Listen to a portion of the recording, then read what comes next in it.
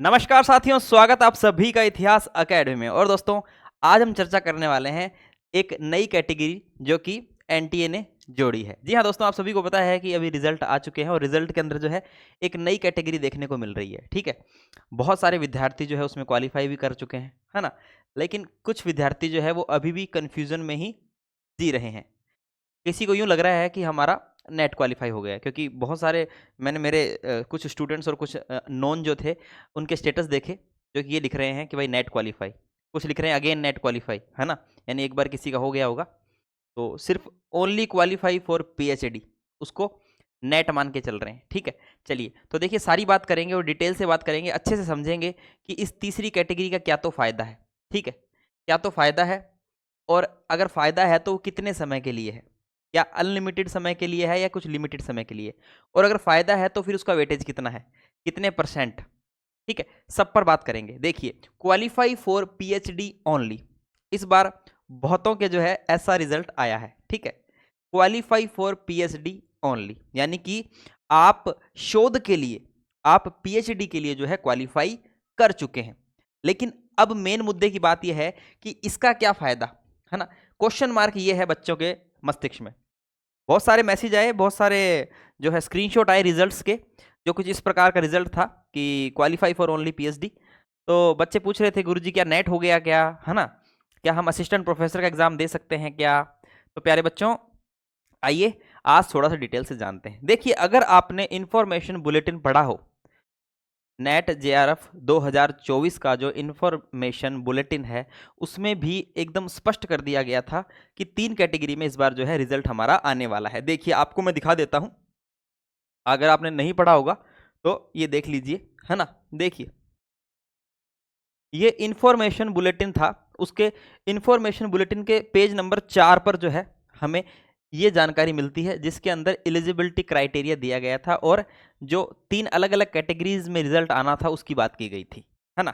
जिसके अंदर पहली कैटेगरी थी जेआरएफ एंड असिस्टेंट प्रोफेसर, यानी कि qualify for JRF and assistant professor. ठीक है, तो यहाँ पर जेआरएफ का मतलब आप सभी को पता है, जूनियर रिसर्च फेलोशिप, है ना। आप सभी तैयारी करते हैं जेआरएफ के लिए, है ना। चलिए, और असिस्टेंट प्रोफेसर का मतलब है नेट से, सीधा सीधा मतलब है असिस्टेंट प्रोफेसर का मतलब नेट से है कि आपने असिस्टेंट प्रोफेसर के लिए क्वालिफाई कर लिया, इट मीन्स आपने नेशनल एलिजिबिलिटी टेस्ट को क्वालिफाई कर लिया है। ठीक है, तो ये पहली कैटेगरी है जिसके अंदर जेआरएफ एंड असिस्टेंट प्रोफेसर। ठीक है, तो ये देखिए, इसमें अगर ये किसी के जेआरएफ एंड असिस्टेंट प्रोफेसर दोनों है तो इट मीन्स आप जेआरएफ के लिए भी एलिजिबल हो, आप नेट भी कर चुके हो और भविष्य में असिस्टेंट प्रोफेसर का एग्जाम भी दे सकते हो। ठीक है, और आप पीएचडी में तो एडमिशन ले ही सकते हो। भाई, सबसे ज्यादा वेटेज तो पीएचडी में एडमिशन वालों का जेआरएफ जेआरएफ वालों का ही होता है। दूसरी कैटेगरी बनाई गई असिस्टेंट प्रोफेसर एंड पीएचडी, यानी कि इसमें अब आपको अवार्ड नहीं मिलेगा, जूनियर रिसर्च फेलोशिप नहीं मिलेगी, ये सेकंड कैटेगरी है। इसके अंदर आपको जेआरएफ नहीं मिलने वाला है, आप एलिजिबल हो असिस्टेंट प्रोफेसर का एग्जाम देने के लिए। पूरे भारत में किसी भी राज्य के अंदर अगर सहायक आचार्य का पद आता है आपके विषय से लेकर, हिस्ट्री से लेकर, तो आप एलिजिबल हो, आप पीएचडी भी कर सकते हैं, आप एलिजिबल हो। तीसरी कैटेगरी बनाई गई ओनली पीएचडी, जिसको आप नेट मान रहे हैं, जिसको आप मान रहे हैं कि ये इस बार ये इसका क्या फायदा होगा, वो तीसरी कैटेगरी थी PhD too, sorry only PhD, qualify for only PhD, यानी कि ना तो आपका जेआरएफ हुआ है, ना ही आपका नेट हुआ है, आपका सिर्फ और सिर्फ एलिजिबिलिटी क्राइटेरिया है कि आप जो है वो पीएचडी में एडमिशन ले सकते हो। ठीक है, अब आप में से बहुत सारे बच्चे तो ये भी सोचेंगे कि गुरुजी पीएचडी में एडमिशन तो फिर पहले भी ले ही सकते थे। देखिए, बहुत सारी सरकारी यूनिवर्सिटियां जो है वो पीएचडी में एडमिशन के लिए जो न्यूनतम अहर्ता है, न्यूनतम योग्यता जो है वो मानती थी नेट को, कि कम से कम नेट होनी चाहिए तभी आप जो है अप्लाई कर सकते हो पीएचडी में एडमिशन लेने के लिए। ठीक है, और उसमें भी जो है जेआरएफ वालों को वेटेज सबसे ज्यादा मिलता था। बहुत सारी यूनिवर्सिटियां बिना नेट के भी पीएचडी करवाती आई है, बहुत सारी प्राइवेट यूनिवर्सिटीज जो है वो बिना नेट के भी पीएचडी करते हैं। बहुत सारे विद्यार्थी ऐसे हैं जो नेट क्वालिफाई नहीं किए लेकिन उनकी पीएचडी हो चुकी है। मेरे भी कुछ ऐसे विद्यार्थी हैं जो पीएचडी कर चुके हैं लेकिन अभी वो नेट की तैयारी कर रहे हैं, उनकी नेट नहीं हुई। तो ये तो प्रसिद्ध है कि भाई बिना नेट के भी पीएचडी कर रहे हैं लोग। ठीक है, तो अब इसका क्या फायदा है, देखिए इसका फायदा क्या है, सुनिए। यहां पर अगर आप तीसरे नंबर का पॉइंट पढ़ेंगे तो यहां लिखा है कि 4 candidates qualified under the category 2। अब कैटेगरी 2 क्या है? Assistant professor and PhD. Category 2 and 3 और तीसरी है ओनली पीएचडी। तो आपकी कैटेगरी है ओनली पीएचडी, हम बात यहां कर रहे हैं थर्ड कैटेगरी की, ओनली पीएचडी वालों की। तो the marks obtain in the NET will have 70% weightage and the 30% weightage will be based on the performance in the interview viva voce conduct by the university. ठीक है, तो यहां कहने का मतलब यह है कि जिन्होंने एग्जाम दिया है और जो ओनली क्वालिफाई फॉर पीएचडी आ रहे हैं, अगर वे भविष्य में आने वाले 1 साल के अंदर अंदर किसी भी विश्वविद्यालय में पीएचडी का एग्जाम देते हैं, एंट्रेंस एग्जाम देते हैं, तो उन्हें 70% जो वेटेज है, 70% जो वेटेज है वो रहेगा किसका? वो रहेगा आपके इस स्कोर का, जो आपने स्कोर किया है ना इसमें, यानी कि 70% वेटेज और 30% वेटेज रहने वाला है आपका जो इंटरव्यू होगा। यानी कि आप जो है किसी विश्वविद्यालय में डायरेक्ट इंटरव्यू के लिए एलिजिबल हैं, आप पीएचडी करने के लिए एलिजिबल हैं, आप इंटरव्यू देंगे जिसमें 70% वेटेज आपका स्कोर रखेगा। अब वो आपका स्कोर कितना है? इस बार रिजल्ट जो है वो मार्क्स में भी आया है और परसेंटाइल में भी आया है। अगर आपने अपना रिजल्ट देखा होगा तो आपने उसमें देखा होगा रिजल्ट के अंदर कि एक तरफ जो है रिजल्ट में, एक तरफ आपने देखा होगा कि एक तरफ तो लिखा हुआ है मार्क्स, है ना, और एक तरफ लिखा गया है परसेंटाइल। एक तरफ मार्क्स है और एक तरफ परसेंटाइल है। ठीक है, तो ये मार्क्स क्यों दिए गए हैं इस बार? मार्क्स इसलिए दिए गए हैं ताकि अगर ओनली क्वालिफाइड फॉर पीएचडी वाला कोई स्टूडेंट है तो वो किसी यूनिवर्सिटी के अंदर एडमिशन लेता है तो वो उन मार्क्स के आधार पर उसको वेटेज दिया जाए 70%, है ना। क्योंकि आप सभी को पता है भाई परसेंटाइल के आधार पर जो है हम वेटेज नहीं दे सकते, हम परसेंटाइल से स्कोर हमारा क्वेश्चन कितने सही हो वो नहीं निकाल सकते, है ना। इसलिए इस बार रिजल्ट मार्क्स में भी आया है और परसेंटाइल में भी आया है। मार्क्स में आया है ताकि आप अगर एडमिशन ले पीएचडी के अंदर, है ना, तो आप अपने मार्क्स दिखा सकें और उन मार्क्स के आधार पर जो है आपको 70% जो है वेटेज दिया जाए और फिर 30% आपकी परफॉर्मेंस पर। अब कुछ यूनिवर्सिटियां एग्जाम भी हेल्ड करवा सकती है कि भाई एग्जाम के थ्रू ही जो है हम आपको एडमिशन देंगे, तो फिर वहां पर जो है फिर आपको एग्जाम ही क्वालिफाई करना पड़ेगा, वहां पर फिर एग्जाम के नंबर ही मैटर करेंगे। लेकिन प्यारे बच्चों, इन सब में भी अगर एक बात मैं आपको बताऊं, इन सब में भी अगर मैं बताऊं तो देखिए सबसे ज्यादा जो अगर महत्व दिया जाएगा वो जेआरएफ वालों को ही दिया जाएगा। सेकंड नंबर पर फिर नेट वाले आते हैं, ठीक है, और थर्ड नंबर पर ओनली पीएचडी वाले, ओनली पीएचडी वाले। क्योंकि अब आप ये देखिए इसके पास में जेआरएफ भी है प्लस इसके पास में नेट भी होगी, ठीक है, तो इनका तो वेटेज अलग ही है। अब जो नेट वाला है प्लस उसके पास में पीएचडी भी होगा, पीएचडी का लिए भी वो क्वालिफाई कर चुका है, तो फिर यहाँ ओनली पीएचडी वाले का फिर इतना महत्व नहीं रहेगा, है ना। हालांकि आप देंगे, आप विश्वविद्यालयों में देंगे, लेकिन आपको ये भी मालूम है कि जहां ओनली पीएचडी वाले आएंगे वहां नेट पीएचडी वाले और जेआरएफ वाले भी आएंगे, और सीटें निकलती है कितनी, कहीं 10 निकल जाए, कहीं 20 निकल जाए, गिनती की सीटें निकलती है, ठीक है। तो उसके अंदर जो है वेटेज दिया जाएगा, फर्स्ट प्रायोरिटी पर रखे जाएंगे जेआरएफ वाले, ऊपर वाले क्रीम विद्यार्थी। उसके बाद में नेट पीएचडी वाले फिर अपना अलग वेटेज लेके बैठे, फिर ओनली पीएचडी वाले को उनका जो स्कोर है, जो स्कोर इनका आया, जो मार्क्स मिलेंगे उसके आधार पर 70% में से अब आप कितना स्कोर आपका उसमें है वो परसेंटेज निकाला जाएगा, फिर आपको जो है एडमिशन दिया जाएगा, है ना ये।